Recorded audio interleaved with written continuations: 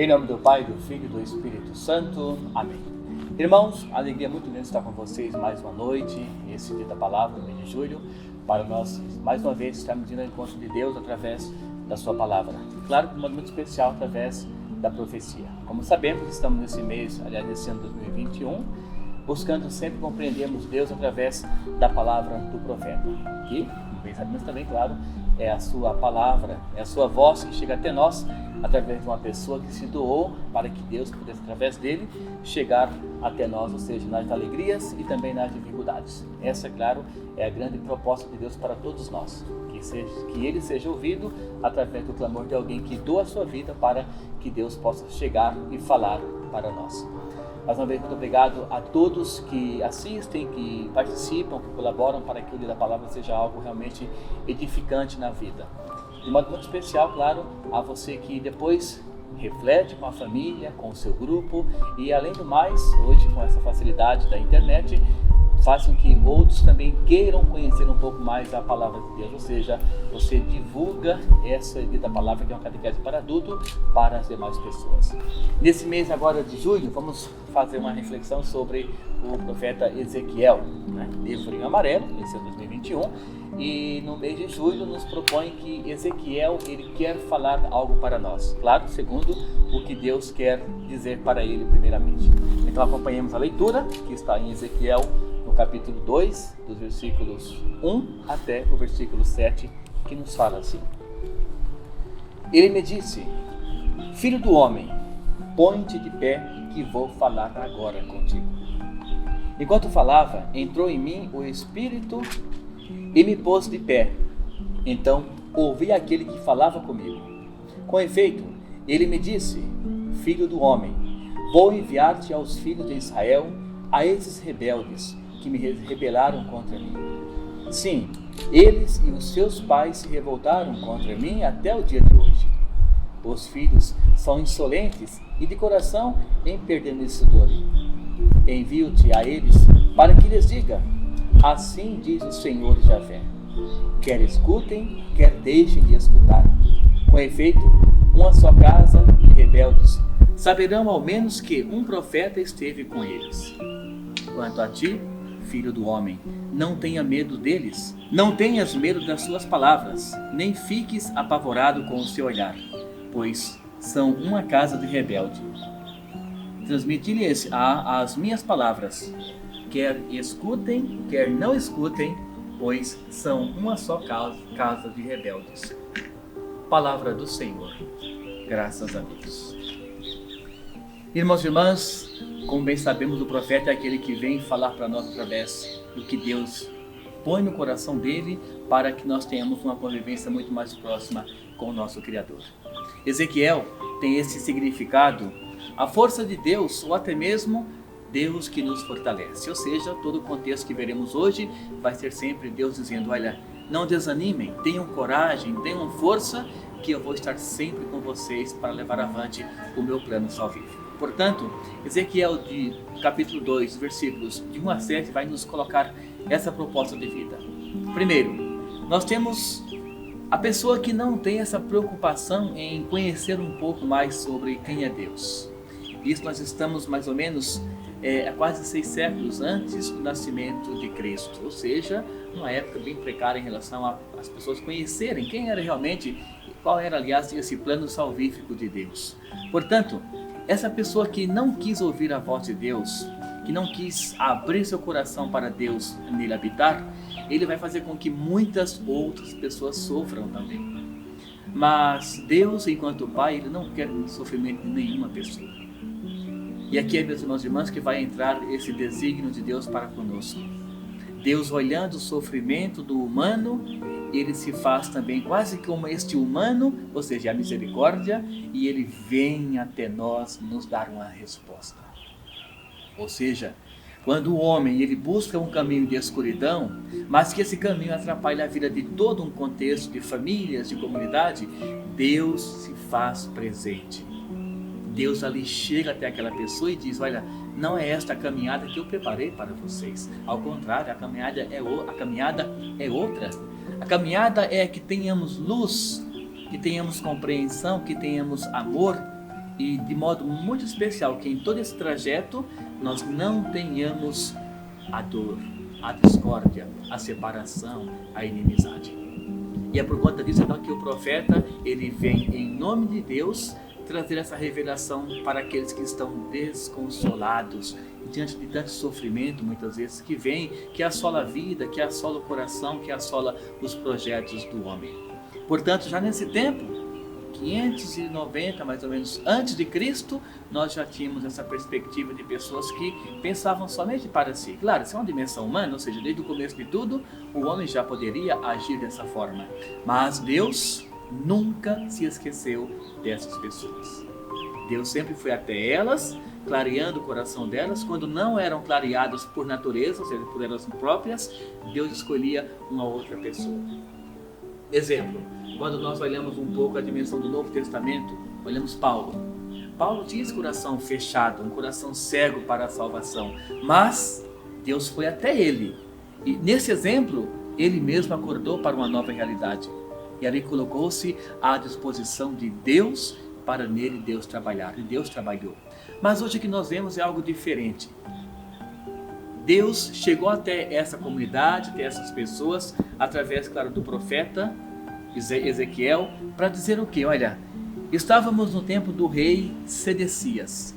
Um rei que não tinha nenhuma preocupação, aliás, com a dimensão do humano, do outro. Apenas pensava no quê? Em se manter em um cunho de política.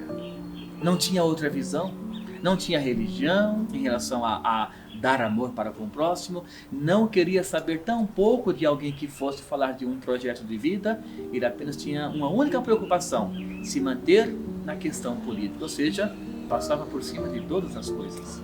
Não queria saber do amor para com o próximo ou algo parecido. E claro, diante disso, pela própria maturidade humana, ele poderia ter percebido, não, eu posso agir diferente, eu sou um rei.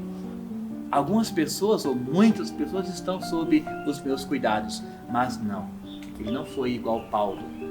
Ele não quis abrir o seu coração e, resultado, muitas pessoas sofreram por conta disso. Então é aí que entra Deus, que olha a sua criatura e diz, não, você não está perdida, minha criação. Ao contrário, eu vou ao teu encontro. E aqui, irmãos e irmãs, que entra então a pessoa do profeta Ezequiel diretamente. Enviado por Deus, uma missão confiada a ele para que as pessoas pudessem sair de todo esse pecado, toda essa escuridão através de uma única pessoa. Isso para dizer o quê? Deus realmente está conosco, através da palavra de um homem, ou melhor dizendo, do comportamento, do testemunho de um homem. Portanto, Ezequiel é esse homem que fala em nome de Deus para aquele povo. Imaginemos, um povo desolado, um povo que não tinha esperança, agora eles veem já uma esperança. Não é mais simplesmente dizer, olha, estamos soltos nesse mundo todo sem nenhuma perspectiva de mudança ou de alegria ou de transformação. Agora, com esse homem no meio deles, eles sentem outra realidade acontecer na vida. E isso, claro, irmãos e irmãs, é a presença do Criador na criatura. É Deus dizendo, mais uma vez, essa criatura que eu fiz, eu quero preservá-la. Eu quero que ela realmente possa encontrar um caminho de paz e salvação. E assim acontece. Não somente com Ezequiel, mas com tantos outros profetas, sempre essa mesma perspectiva. Deus que olha para o seu povo, Deus que tem compaixão para com o seu povo e Deus que chega então dizendo o quê? Eu quero que o meu povo possa ter luz, possa ter vida. Ezequiel traz para nós um pano de fundo muito especial. Claro, cada profeta tem uma questão bem trabalhada, mas Ezequiel traz o que para nós? Ele diz que o pano de fundo dele, ou seja, a preocupação dele é o quê? A cura interior. Ou seja, reconhecermos que pelos nossos pecados, pelos nossos erros cometidos, muitas vezes por não acreditarmos ou não conhecermos a bondade de Deus, ele fala que esta cura interior ela é capaz de ser trabalhada. Ou seja, se naquele tempo os reis, tantos homens da lei, não queriam conhecer o próprio Deus, ele fala que uma vez que há uma conversão, é possível que isso aconteça. Ou seja, o ser humano não está destinado à perdição. Todos nós, com a maturidade que Deus nos deu, através dos sacramentos, por exemplo, nós podemos ter um conhecimento muito próximo de Deus. E esse conhecimento nos leva a quê? A conhecermos um Deus bom, justo, verdadeiro e, mais importante, um Deus único, aonde Ele pode estar olhando por nós e nos dando essa alegria de levarmos avante o plano salvífico que Ele tem para todos nós. Portanto, Ezequiel nos mostra o quê? Que nesta cura interior, Deus, Ele envia para Israel, né? No caso de Jerusalém, onde Ele trabalhou em especial, Ele nos envia o quê? Uma luz. O profeta é aquela voz que soa ou que ecoa no meio do que muitos acham que já está perdido. Ao contrário, quando muitos pensam que isso está perdido, Deus vem e fala o quê? Por essa voz, por esse profeta, por essa dimensão, eu vou chegar até vocês e vos dar o quê? Uma nova vida, um novo sentido, tornar vocês novas criaturas. E a partir daí, então, irmãos e irmãs, entra essa riqueza que é um profeta em nossa vida. Entra, aliás, a riqueza que é Deus vindo até nós através desse homem, levando para dentro dele, do profeta, a sua própria misericórdia, a sua própria compaixão. E como bem sabemos, foi assim que por muitos e muitos anos Deus se comunicou com a criatura. Deus chegou até nós trazendo o quê? Uma nova maneira de nos comunicar com Ele. Mas Deus, Ele pede algo muito importante para Ezequiel. Se muitos profetas, ou aliás, muitas pessoas faziam vanglórias daquilo que faziam no seu dia a dia, muitos, por exemplo, os saduceus, por exemplo, os fariseus, né, os próprios doutores da lei, eles faziam vanglórias próprias para dizer o que? Olha, nós temos conhecimento de Deus e fazemos boas atitudes para que vocês vejam Deus em nós, mas sabemos que isso era uma inverdade, ou seja, não tinha fundamentação alguma. Por exemplo, chegava e horas rezando em praças públicas, apenas para serem vistos, mas não produzia nenhum fruto da graça de Deus na vida das pessoas. Então o pedido de Deus para Ezequiel é este: olha, você vai até essas pessoas, você vai até Sedecias, por exemplo, e toda a comunidade, e vai dizer que eu vim trazer em nome de Deus a salvação para essas pessoas. Eu vim ser para vocês que estão sem esperança, eu vim ser a voz do próprio Deus, a voz do Criador, para que vocês encontrem uma nova maneira de buscarem esta aproximação com Deus, com o Criador. E pede algo mais em verdade, não somente que ele fale quem ele é ou o que ele foi fazer no meio das pessoas. Ele fala: olha, Ezequiel, eu não vou te garantir nenhuma glória em relação a isto. Ao contrário, poderá que você sofra muito por causa da minha palavra. Mas, irmãos e irmãs, é aqui que está o centro teológico de nós nos encontrarmos com Deus, ou seja, de nós irmos de verdade para com a sua palavra. O sofrimento não deve causar para nós desespero, abandonar o nosso projeto, ou melhor, o projeto de Deus que Ele confia para nós. Portanto, Ezequiel não se preocupou com isso. Como quem diz: olha, Senhor, eu estou em tuas mãos.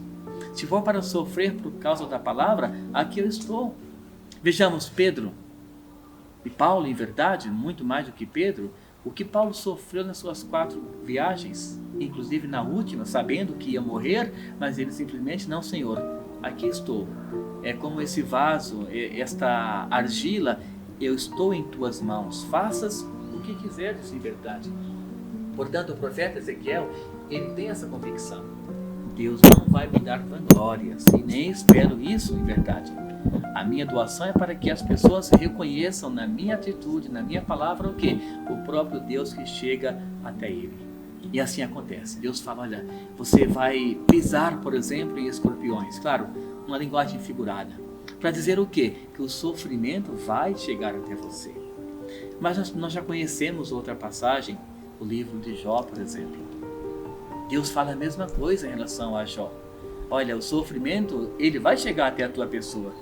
Inclusive no primeiro capítulo, olha, no segundo, em verdade, quando o demônio tem um diálogo com Deus, Deus fala: olha, você vai tentá-lo sim, possa ir, mas até tal ponto, quando ele fala, não toques a tua mão nele, quer dizer, até aquele momento, você pode chegar até a pessoa de Jó, porque eu tenho certeza que a fé que ele tem em mim nunca será abandonada. Por mais que você faça-o sofrer, a fé que ele tem em mim nunca será abandonada.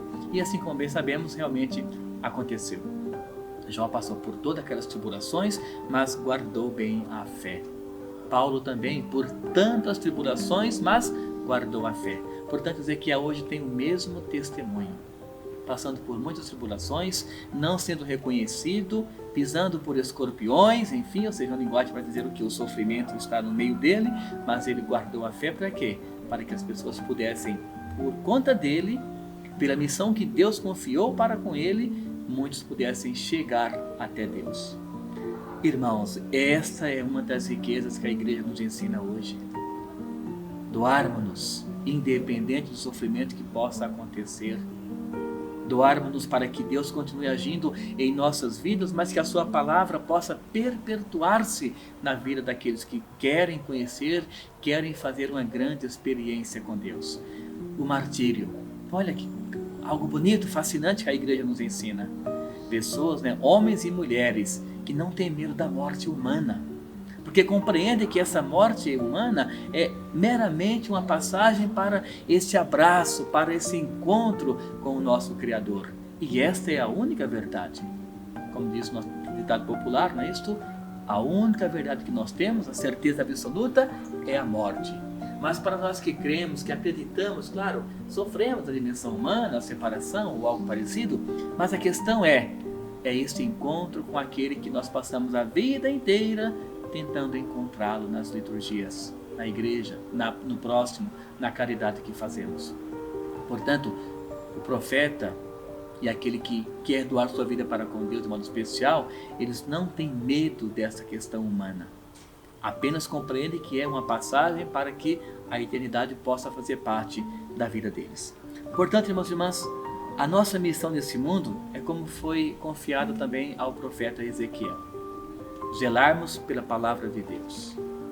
Não importando o local, não importando as circunstâncias, não importando as dificuldades, enfim, qualquer mar bravio que venha até nós, nós não podemos deixar o mar, aliás, o barco simplesmente no meio do mar, como se o mar desse conta. Não. Vamos remando com as dificuldades, mas com os sonhos, com as perspectivas, para que a palavra de Deus não fique somente dentro de nós. Dentro sim, para nós colocarmos em prática no dia a dia, mas ficar dentro, guardado, ou seja, no intuito de outro não conhecê-la, é egoísmo. E não diz respeito ao que o profeta Ezequiel, por exemplo, nos mostrou para nós hoje. Tampouco ao que Paulo nos ensinou e tantos outros homens e mulheres da palavra de Deus. Deus, ele sempre nos adverte quando nós estamos na sua caminhada. Sempre. Toda vez que alguém foi fazer uma evangelização, por exemplo, Deus sempre advertiu a pessoa, olha, você pode ir, mas eu tenho certeza que o caminho não será tão fácil como você pode estar pensando hoje. Mas uma coisa é muito importante que ele falou hoje para Ezequiel. Eu sempre estarei contigo. Finalzinho do capítulo, aliás, do Evangelho de São Mateus, não é isso? Capítulo 28. Eu estarei contigo todos os tempos, todos os momentos, até a consumação dos tempos, né? Ou seja, em toda e qualquer circunstância, eu vou estar com você. E isso Ezequiel viu muito bem claro, portanto, ele colocou isso como meta para a sua vida. Eu vou evangelizar, eu vou sofrer, mas eu tenho certeza clara que Deus vai estar comigo. E claro, conosco não é diferente também hoje, irmãos e irmãs. Aqui já entra um pouco, nós passamos a história, o contexto histórico de Ezequiel, né? Ou seja, 580, um pouco mais anos antes de Cristo, passamos para nós hoje, 2021. Significa o quê? Nós adentrarmos nessa mesma coragem também que Ezequiel nos mostrou. Nós temos um mundo hoje, claro, muito diferente em relação ao Ezequiel, em relação à própria fé, mas assim mesmo, dentro de nossas casas hoje, nós temos esses desafios. Quantas de nossas famílias aqui em nossa paróquia não tem, por exemplo, às vezes o pai de uma religião, a mãe de outra, os filhos de outra, os sobrinhos de outras, genros, noras, uma mescla muito grande muitas vezes de religião. E a nossa fé tem que estar ali, convicta, para que essas pessoas muitas vezes não queiram nos instigar no sentido de que Deus, por exemplo, é aquele que está simplesmente nos levando para uma dimensão não muito salvífica. Muitos pensam dessa forma, ou seja, colocar Deus como que aleatório, tanto fez, tanto faz. Não, como disse agora há pouco, Deus é único, Deus é verdadeiro e Ele nos quer em relação à fé que Ele já semeou no nosso coração no dia do nosso batismo, por exemplo, e no decorrer da vida, cada vez que recebemos um sacramento. Mas Deus, na sua perspectiva de estar conosco, Ele fala mais uma vez para Ezequiel, mas claro que isso recai sobre nós hoje também. Ele diz o quê? Possa ir, Ezequiel, eu não te abandonei em momento algum. Não te deixarei, por exemplo, em momento algum da sua caminhada. Muito ao contrário, Ezequiel, estarei sempre contigo. Nós também temos essa mesma visão hoje, irmãos. Nós temos aqui em Londrina, por exemplo, algumas paróquias que mandam para fora, delegam, em verdade, alguns missionários. Olha que trabalho bonito. Pessoas que têm suas famílias, muitas vezes são casados, têm seus filhos, mas que querem evangelizar fora. E essa mensagem de Deus para Ezequiel é para você, é para mim, é para todos nós hoje também. Não temas, eu estarei contigo todos os momentos. Portanto, essa nossa evangelização hoje é o quê? É uma proposta, é uma perspectiva para que Deus continue agindo em nossas vidas. Não mais como escolhidos, como por exemplo no tempo de Ezequiel, os profetas, mas como todos nós tendo esta mesma graça. Escolhidos pelo próprio chamado à vida, Deus nos direciona para irmos levar a sua palavra para tantas outras pessoas. Nós temos trabalhos sociais nas paróquias, por exemplo, afins aqui em Londrina, que levam essa palavra através de gestos para pessoas que sofrem, pessoas que querem sair desse mundo escuro, desse mundo de pecado, desse mundo de erros, e a nossa boa ação, a nossa doação de algo que seja, ela faz com que a pessoa tenha um novo sentido para encontrar a sua própria vida, ou seja, para continuar acreditando que a bondade, o amor, a caridade, a mansidão, tudo isso faz parte de uma linguagem do amor. E como bem sabemos, a linguagem do amor deriva somente de Deus, e ela chega até nós que somos seus filhos. Portanto, quando o profeta levou tudo isso para as pessoas, com o seu testemunho, ele conseguiu levar tantas pessoas para a igreja, porque o seu testemunho foi real. Não era como falsos profetas que tinham naquele tempo, mas foi um testemunho qualificado, específico do amor de Deus para com as pessoas. Portanto, irmãos e irmãs, nós temos hoje sim muitos desafios, sem dúvida alguma, mas Deus quer contar conosco como contou no tempo dos profetas. Eu coloquei aqui alguns exemplos para vermos que Deus ele conta conosco hoje nessa modernidade. Nós temos, por exemplo, São Maximiliano Kolbe, um santo muito próximo de nós em relação ao templo. Ele então, se vendo com muitas dificuldades em Auschwitz, no campo de concentração, ele fez com que as pessoas pudessem perceber um pouco mais, apesar do grande sofrimento, que por uma atitude Deus se manifesta. Então, naquele tempo, quando uma pessoa fugia do campo, por exemplo, 10 pessoas eram convidadas a irem para um paredão e elas depois eram mortas em seguida, em verdade. E ele percebendo isso, que uma pessoa que ele não conhecia em verdade também, mas estava no paredão para ser morta, porque uma pessoa tinha fugido. Então 10 foram escolhidos, colocados nesse paredão e seriam fuziladas. Ele levanta a mão e pede: olha, pode me pôr no lugar daquele homem? Porque ao que eu vi, ele tem esposa, ele tem filhos, enfim, tem uma família para cuidar, e eu não tenho esposa, não tenho filhos. Então essa troca foi concedida e ele então morreu, e não naquele momento, não foi fuzilado, mas ele morreu em calabouços, que chamava de esquecimentos, entre aspas, é claro. Morreu de fome, de sede, de abandono, de frio, enfim. Mas ele foi a voz de Deus, a voz profética de que o amor é capaz de vencer, mesmo quando a pessoa ela não tem essa proximidade ou intimidade com o outro. Ou seja, não era conhecida, mas ele sabia que era um filho de Deus que estava ali. Ele sabia o sofrimento que a família ia passar, e ele, por então não ter essa família, esposa e filhos, ele se coloca no lugar desse homem, seja misericórdia, compaixão, e então todo o amor de Deus é envolto naquele momento, naquela atitude dolorosa, mas para nascer o quê? Um mártir. Para dizer que a vida, ela começa literalmente após essa passagem terrena, que é muito curta. Um outro exemplo também, São Francisco de Assis, quando ele olha toda a sua situação de um jovem rico, um soldado, né? Mas a família em si, muitos e muitos bens. E ele, depois de conhecer um pouco o trabalho de Clara, e já indo na ilha abandonada, levar alimento para as pessoas, ele percebe que não é justo ele ter tanto em excesso como o pai dele tinha, e tantas pessoas numa miséria extrema. Ele chega ao ponto de dizer o quê? Pai, esta roupa o Senhor me deu, está aqui, te dou novamente. Ou seja, vou para o trabalho de Deus literalmente sem nada daquilo que o Senhor pode um dia me cobrar. É uma passagem um tanto dolorida para os pais, sem dúvida alguma, mas expressa o quê? Alguém que tem plena confiança em Deus, em deixar tudo para que o próximo seja a sua única preocupação na vida. E um outro exemplo que coloquei aqui também é Madre Teresa de Calcutá. Como bem sabemos, né? Ela não queria bens materiais de forma alguma. Ela falava que os bens que ela poderia ter na vida era o quê? Somente a pessoa do pobre, do mais necessitado, para cuidar. E por conta disso, claro, uma mulher muito santa, ela obviamente ganhava muito dinheiro, por exemplo, ou favores financeiros das pessoas que estavam ao seu redor. Ou seja, alguém fazia um favor de comprar algo, uma terra, uma casa, e dando para ela, porque percebia na sua atitude algo genuíno em relação ao amor de Deus. E por conta disso, quantos hospitais essa mulher não pôde ajudar?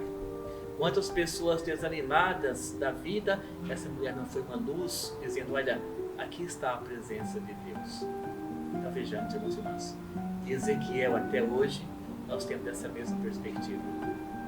Um Deus que se faz presente, um Deus que habita, um Deus que está entre nós para dizer, o mundo tem salvação, porque eu o criei, eu estou no meio dele, e eu encorajo pessoas para serem esses gestos bonitos, já que eu não posso estar fisicamente no nosso meio, alguém vai e faz esse papel por mim. O profeta, e hoje, 2021, eu, você, nossos trabalhos pastorais. Então peço que Deus nos abençoe, que esse dia da palavra nos fortifique na fé, e que nós possamos, no mês de julho, um mês muito frio, começou inclusive hoje esse frio imenso, que abramos o coração para vermos as necessidades do próximo, para que ele também sinta esse conforto que o corpo realmente precisa, e nós tenhamos essa disposição de sermos misericordiosos, olhando os nossos lados em Londrina, tantas casas que acolhem pessoas, aquele que nós temos em casa que não usamos, que está guardado há 8 meses, 1 ano, nós tenhamos a consciência que outra pessoa precisa. Então que Deus nos fortaleça e que o nosso trabalho pastoral, esse mês em especial, seja olhar o próximo para que ele tenha, pelas nossas atitudes, a certeza que Deus está em nosso meio. O Senhor esteja convosco, Ele está no meio de nós. Que desça sobre você, sua família, o mês de julho, a bênção de Deus Todo-Poderoso, Pai, Filho e o Espírito Santo. Amém. Permaneçamos na paz de Cristo.